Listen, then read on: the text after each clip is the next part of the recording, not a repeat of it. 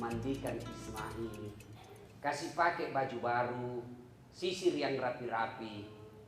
Mau dibawa kemana bang? Saya mau bawa jalan-jalan. Oh tahu bang. Baiklah, bawalah. Begitu mulai jalan Ibrahim bersama Ismail, ada makhluk Allah yang kepanasan. Sibuk dia ini. Siapa? Iblis laknatullah alaih. Kalau bahasa kita, bahaya. Betul lah potong anak ini. Kalau dia laksanakan, tidak ada temanku nanti di akhirat, tidak ada temanku di neraka. Dia cobalah menggagalkan niatnya Ibrahim. Dengan cara apa? Dia datangi Ibrahim, dia bisik, Mas bro. Ibrahim. Ini Ibrahim tetap dipanggil Ibrahim. Kalau anak mahasiswa sekarang Ibrahim namanya di kampung, sampai di Unhas Bram.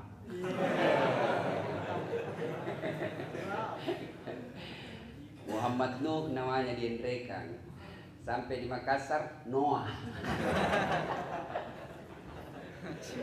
Ibrahim alaihissalam digoda sama iblis. Ibrahim, kau balik dulu lihat anakmu.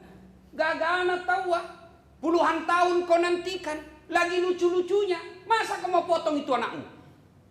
Ibrahim alaihissalam ambil batu, dia sambit itu setan, dia lempar. Pergi kau setan, jangankan anakku, saya pun saya potong diriku kalau itu perintah Allah. Pergi kau. Lari setan, tapi tidak terkencing, tidak putus asa, lari sampai Maros, balik lagi. Itu iblis itu salah satu makna harfiahnya, dia tidak akan berhenti sebelum berhasil. Itu iblis. Jadi iblis itu, saya ulangi, tidak akan pernah berhenti sebelum berhasil menggoda kita. Dia gagal Ibrahim, dia datangi istrinya. Jar, Hajar. Siti Hajar.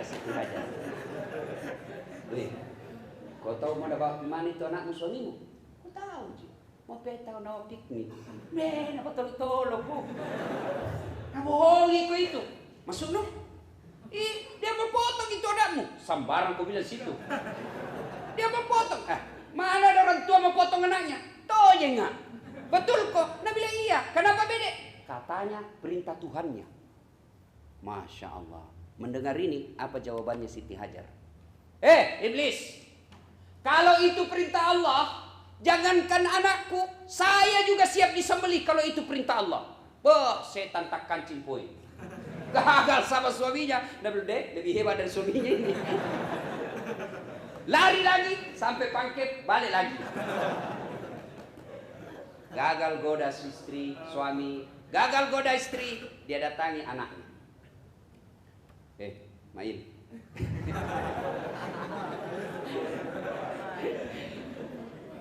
Kau tahu mau goda bapakmu? Emang kau tahu? Mau kena potong? Tolong. Jangan banyak bicara situ deh. Kamu kena sibuk. Apakah bahasa gaulnya itu kalau kepo? Susah kok kah? Ismail alaihissalam ngambil batu, dia lempar itu iblis. Dalam sejarah dikatakan dia kena matanya, mata kanannya akhirnya picok. Tapi iblis tidak berhasil, masih dia goda terus. Jangan mau. 3 kali lemparan ini, Ibrahim, istrinya, Ismail, inilah yang Allah abadikan menjadi ritual haji, yaitu melempar 3 jumroh. Usta, ula, aqabah. Setan besar, setan tengah, setan kecil. Nah ada beda walau benar atau tidak. Jamaah haji Indonesia, dia ambil batu. Ini tempatnya setan ini. Lama aku cari setan. Dia ambil batu, dia lempar itu. Begitu dia lempar, itu batu kembali melenting, hampir nak kena kepalanya. Nah tangkap, begitu dia buka, sesama setan dilarang setan. Dia kurang ngajar. Di sini lu lempar kak. Di Indonesia sekali gitu. Sudah. Ibrahim alaihissalam sampailah di Mina. Ada Adik-adik saya doakan yang belum, mudah-mudahan diberi rezeki menginjak tanah Mina. Di situ ada dekat Istana Raja, ada di atas bukit, sampai sekarang masih ada itu, diabadikan itu tempat, dibangun kayak pos satpam kecil. Kira-kira itu bangunan 1x1 meter lebarnya, tingginya tidak sampai 2 meter. Ada di situ. Tempatnya dieksekusi Ismail. Dia baringkanlah anaknya. Begitu mau dia potong, mau dipotong anaknya, Nabi bilang Ismail, tunggu dulu Pak, tunggu dulu. Kenapa? Lepaskan ikatanku. Sudah dia diikat. Dia bilang lepaskan ikatan tangan saya, lepaskan ikatan kakiku. Kenapa? Saya tidak mau diikat. Kalau saya diikat, nanti Allah menilai saya terpaksa dan tidak ikhlas. Lepoi pasioku Pak. Lepaskan ikatan saya. Baiklah kalau begitu. Dilepas. Mulailah. Diambil pedangnya Ibrahim. Dia gorok di lehernya anaknya. Tidak mempan. Kenapa tidak mau? Nabi bilang Ismail, barangkali tidak semua tenaga kita pakai atau lebih Pak. Purcasji. Coba tidak mempan. Ibrahim ragu. Barangkali tumpul ini parangku. Dia ambil itu perangnya, dia hantamkan ke batu. Satu kali batu terpecah 2. Ini batu keras bisa pecah. Ini kulit lembut kok tidak bisa. Dia ulang lagi, tidak bisa. Lalu kedengaran suara dari aras, panggil seluruh malaikat. Allah panggil seluruh malaikat. Malaikat, sini mako. Lihat kau ini hambaku. Waktu saya ciptakan Adam, kalian meragukan. Ketika Adam saya perintah, saya deklarasikan, saya lantik menjadi pemimpin khalifah di dunia. Kalian semua protes. Jangan manusia, nanti dia menghancurkan, dia nanti merusak ini dunia. Allah berfirman, saya lebih tahu dari kau. Artinya, lihat kau sekarang. Dia sembeli anaknya, satu-satunya yang lama dia nantikan. Untuk apa? Mewujudkan ketaatannya kepada perintahku. Lihat kau ini.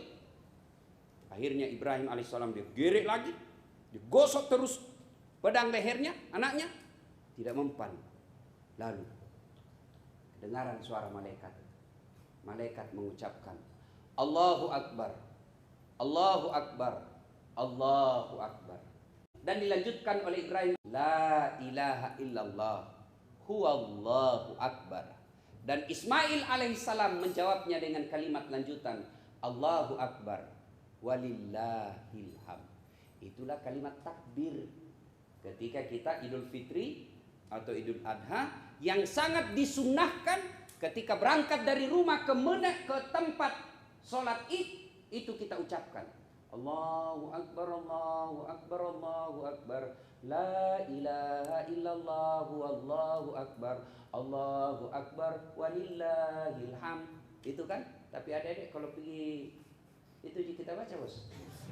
Ya Ustaz, apa paling update status? Saatnya merayakan kemenangan. Foto kiri kanan. Coba kau lagi Ces, sedikit. Ulangi, kabur ki. Nah, lalu setelah itu Allah perintahkan kepada Jibril, ambil kibas yang ada di sorga, bawa, gantikan lehernya Ismail alaihissalam, karena aku telah menerima hajatnya, nazarnya Ibrahim alaihissalam. Nah, itu Bapak saudara-saudara sekalian. Nah, sekarang mana jebakan setannya? Mana jebakannya iblis? Satu. Lihat tadi, kisah, belajar dari kisah. Ketika Ibrahim alaihissalam selesai melaksanakan penyembelihan, dipuji orang, maka Ibrahim timbul penyakit manusianya. Apa? Erotong tahu dibilang, berapa tonji ini bos? Anakku saja, saya kalau anak. Penyakit setan, penyakit manusia satu, senang dipuji. Dipuji tidak ada masalah, yang penting jangan kau kepujian.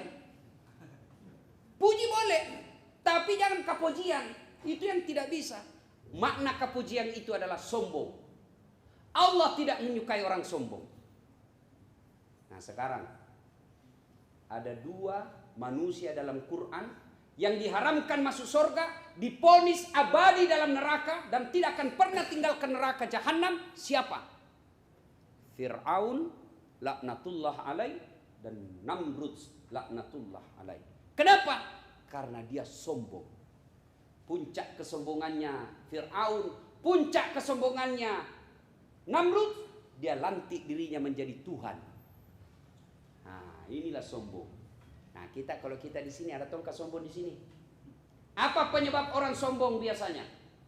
Apa penyebab orang sombong? Satu, ilmu pengetahuan. Mentang-mentang cerdas, mentang-mentang alim, sombong. Mana ciri ilmuwan yang sombong? Mana kita kira tidak ada ustaz sombong? Banyak tong, bos. Mana ciri-cirinya ustaz sombong? Satu, tidak mau menerima perbedaan pendapat. Sombong itu. Pokoknya pendapat Natonji dia benar. Pokoknya kalau kau tidak ikut saya, salah kok. Itu sombong itu. Berapa banyak umat Islam terpecah belah gara-gara kesombongan seorang dai. Mana ciri-cirinya? Masalah kunut. Coba mungkin. Kunut. Berapa banyak orang ribut gara-gara kunut. Jangan dibahas itu. Kalau saya ditanya, Ustaz, bagaimana hukumnya kunut? Sah menurut yang melaksanakan. Yang tidak kunut, sah juga menurut yang tidak kunut. Jadi mana yang tidak sah? Yang dah sembahyang subuh. Jelas saya bos. Itu jelas bahasannya. Kunut mau ke kunut, tidak mau ke kunut, jangan aman, jangan maki berkelahi. Yang membuat kita pecah, yang kunut, hina yang tidak kunut. Yang tidak kunut, hina yang kunut. Akhirnya ribut.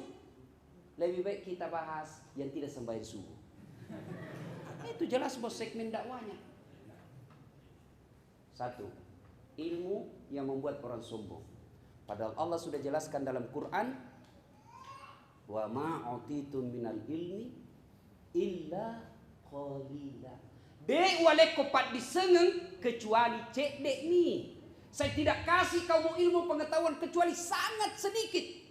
Jadi jangan gara-gara ilmu kita sombong. Kalau sombong, Allah marah kepada orang yang punya ilmu. Nah, cabut ilmu tak dengan cara apa? Nah, kasih pikun ki. Apa ya? Pikun, ada obatnya. Wallahu alam. Ada cerita ini. Sombong sekali. Begitu guru besar tetap sombong. Akhirnya pensiun. Begitu pensiun, diprotes sama istrinya. Pak, selama ini kita selalu cium saya kalau mau kipi mengajar. Ini yang Pak Hari ini tidak pernah kita cium. Langsung dia bilang suaminya, la ilaha illallah, berarti siapa aku cium selama ini? Ternyata pembantunya dia cium. Coba kalau orang mau sombong, Allah cabut kita punya ilmu. Pikun, tidak bisa membedakan mana istri nama pembantu. Jangan modus. Mentang-mentang istrinya sudah tua, pembantunya muda, ada pura-pura. Modus. Satu, adik-adik, kalian semua punya potensi untuk sombong. Apa? Melalui jalur ilmu. Pakai filosofi orang dulu. Pepatah kita yang terkenal yang mulai sekarang hilang. Pakai ilmu padi. Ilmu padi ketika tidak ada buahnya, tegak berdirinya. Tapi makin berisi, makin tunduk, makin tunduk, makin tunduk, makin tunduk. Coba Mi. Gantungkan cita-citamu setinggi bintang di langit, tapi rendahkan hatimu seperti mutiara di dasar laut. Oh. Pasang status.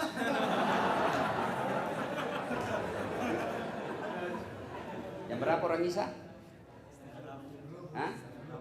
7:30 kita Isya, nggak apa-apa. Oke. Sombongan, ilmu. Jangan pernah sombong gara-gara itu. Ya? Makin banyak ilmu kita tahu, makin rendah hati. Bukan rendah diri, bos. Rendah hati. 2. Apa yang lagi tentang pintu masuknya sombong? Setelah ilmu, apa? Gamara. Wih, tahu agak-agak. Tahu, mirip artis Korea. Ada tuh mahasiswa aku kuliah Belem-Belem. Tadi. Saya lihat. minta apa namanya, dimasukkan dalam grup. Saya kelas mata kuliah saya ada grup WhatsApp. Ustaz, kenapa tidak dikasih masuk Kak? Langsung aku bilang, rasa-rasanya tidak ada mahasiswaku seperti ini orang Korea. Nah bilang, artis itu Ustaz. Aku bilang, berarti tidak ada mahasiswaku artis. Siapa foto ini kan? Nah bilang, Lee Min Ho. Anda kenal kok? Tidak, Beleng. Artis di situ pasang foto. Gagah, cakep, cantik. Jangan sombong karena cantik bos. 17 tahun, gagah ki bos. Tapi balik itu 17. Balik itu angka 17. 71 masih gambar aku. Mana nulicing mu bleaching mu apa tuh manukan. 71 keriput. 17 tahun sweet 17. Semua orang terpesona dalam kelas kalau Anda tersenyum. 17 tahun. 71 tahun tersenyum lari cucunya. Kenapa? Dia kira mau digigit. Jangan sombong karena kegagahan dan kecantikan. Fakta, ada dulu orang saya kenal di kampung saya, cantik, tapi sombongnya minta ampun. Allah hukum dia dengan cara apa? Kena stroke. Orang kalau kena stroke bos, bengkok mukanya. Masih gambar aku. Nggak bisa nih bos, kalau bengkok ini kan. Gigi atas kiri, gigi bawah ke kanan. Keluar bebek. Coba